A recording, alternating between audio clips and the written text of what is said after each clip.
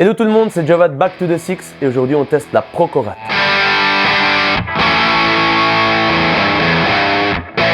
Alors avant de commencer cette vidéo, je vous invite tout de suite à vous abonner à notre chaîne, comme ça vous ne manquerez aucun de nos futurs tests. La Procorat a été créée en 1970 par Procosound et elle est devenue rapidement très populaire. Elle a été utilisée entre autres par Dave Grohl, Nuno Bettencourt ou encore Joe Wright. Depuis sa création, beaucoup de versions ont vu le jour et on teste aujourd'hui la version la plus récente.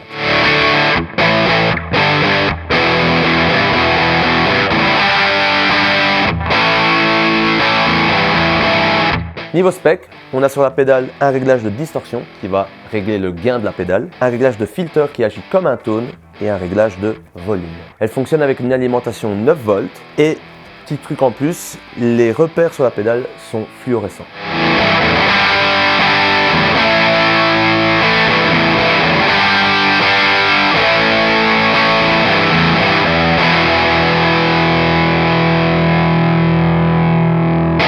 On va s'intéresser dans un premier temps au potard de filter qui agit comme un tone et on va voir un peu la course de celui-ci. Je vais jouer ma Denso Strat avec son micro humbucker dans mon DeWAN 50. C'est parti.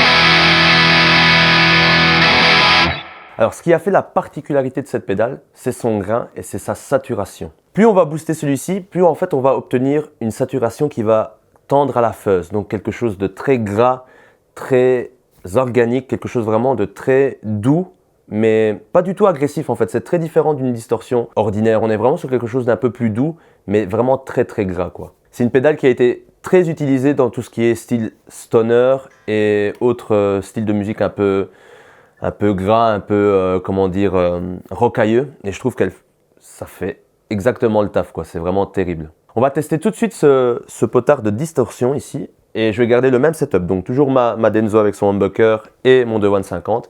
Et je vais tourner progressivement ce potard pour voir le taux de gain qu'a la pédale. C'est parti.